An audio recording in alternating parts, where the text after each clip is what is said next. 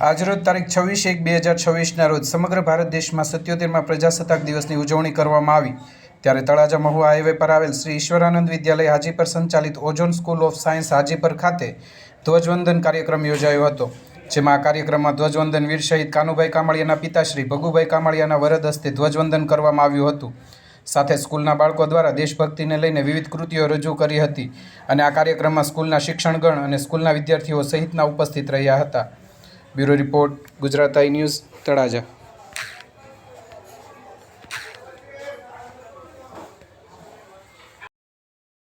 પહોંચો એવી આ મોગલને દ્વારકાધીશને પ્રાર્થના। અસ્તુ। જય હિન્દ, જય ભારત। આ મને આજે આમ પહેલા થોડો સમય પહેલા શરૂ થયું ત્યારે મને એમ લાગતું હતું કે આ બાળકોમાં આજ કેમ થનગનાટ નથી। તમને બધાને જોઈને અમને અમારી 26મી જાન્યુઆરી અમે જ્યારે ભણતા ત્યારે એ જે ઉજવતા બધા અને અમે બેસતા અને એ બધું યાદ આવતું હતું બેઠા બેઠા। પણ પહેલાં તો આમ સીધા બેસી જાઓ આમ ચકાચક આમ। અમુક બાળકોનું બાળપણ હજી ધૂળમાં છે। ખૂબ સરસ મજાનો કાર્યક્રમ આજે આપણે રજૂ કર્યો અહીંયા શાળા કેમ્પસની અંદર। નાજભાઈએ ખૂબ સારી વાત કરી, પ્રવીણભાઈએ ખૂબ સારી વાત કરી। અહીંયા બાળકોએ છે એની અંદર છુપાયેલી જે ક્ષમતા છે એ બધી રજૂ કરી। એકંદરે 26મી જાન્યુઆરી છે એ પ્રજાસત્તાક દિવસ છે, આ 77મો છે। આમાંથી કેટલા બાળકોને ખબર છે કે 26 જો બંધારણ છે ને એ આપણું બની ગયું હતું વહેલા, પણ એનો અમલ 26 જાન્યુઆરી જ કરવામાં આવ્યો। શા માટે કોઈને ખ્યાલ છે? શું કામ આવું કર્યું હતું? કેમ સવા બે મહિના છે લેટ બંધારણ છે એ અમલમાં મૂક્યું હતું? કોઈ બાળકોને ખબર છે?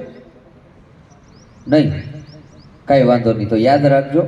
મને તે અમારા સાહેબે કીધું હતું એટલે યાદ છે। 26મી જાન્યુઆરી એટલા માટે એ દિવસની પસંદગી કરવામાં આવી હતી કે 1930ની અંદર જ્યારે સૌપ્રથમ સ્વતંત્રતા સંગ્રામની શરૂઆત તો થઈ ગઈ હતી, પણ ત્યારે 26મી જાન્યુઆરી 1930ના રોજ રાવી નદીને કાંઠે સૌપ્રથમ છે એ રાષ્ટ્રધ્વજ ફરકાવવામાં આવ્યો હતો। અને આ ઐતિહાસિક દિવસની યાદગારી માટે આ 26મી જાન્યુઆરી છે એને પ્રજાસત્તાક દિન તરીકે ઉજવવામાં આવે છે।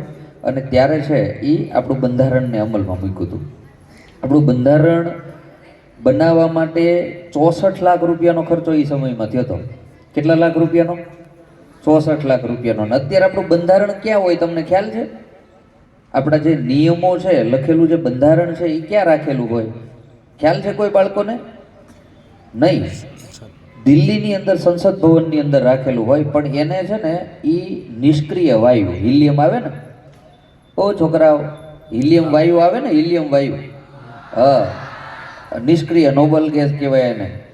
0 ગ્રુપ કયો તો પણ ચાલે, 18મો સમૂહ કયો તો પણ ચાલે, કારણ કે અમારો તો વિષય છે એટલે અમે ગમે એ કહી દઈએ। એટલે એની અંદર હિલિયમ વાયુ ભરેલા બોક્સની અંદર એને રાખવામાં આવે, કારણ કે ભેજની કે કોઈ અસર ન થાય અને એના પીસ છે એ સડી ન જાય એટલા માટે, બરાબર? એટલે આ 2-3 વાત નવી હતી મેં કીધું કરી દઉં। અને તમે બધા થાકી ગયા હશો મારા ખ્યાલથી, કારણ કે નીચે બેઠા છો, કાંકરા ખૂદતા હશે પગમાં, પણ ખૂદવા જ જોઈએ। આ એજ એવી છે, ખૂદવા જ જોઈએ, કાંકરા ખૂદવા જોઈએ, કાંટો લાગવો જોઈએ, બધું થવું જોઈએ, કારણ કે અત્યારે જ તે સહન કરવાની ક્ષમતા વિકસાવવાની છે આપણા શરીરની અંદર, બરોબર? અમુક બાળકો છે એ ખૂબ સારા એવા બેઠા છે। હું ત્યાં બેઠો એ જ જોતો હતો કે કોઈ કૃતિ હોય કે કોઈ વાત ચાલતી હોય ત્યારે કેટલા બાળકો છે આમાંથી સ્થિર એકદમ બેસે છે, સ્થિર। અમુક બાળકો એવા હતા કે આખી વાત પૂરી ન થાય ત્યાં સુધી આમ હલે પણ નહીં, એનો પગમાં કાંકરો ખૂદતો હોય તો એને પછી ખબર નથી રહેતી કે મારા પગમાં કાંકરો ખૂદે છે, પછી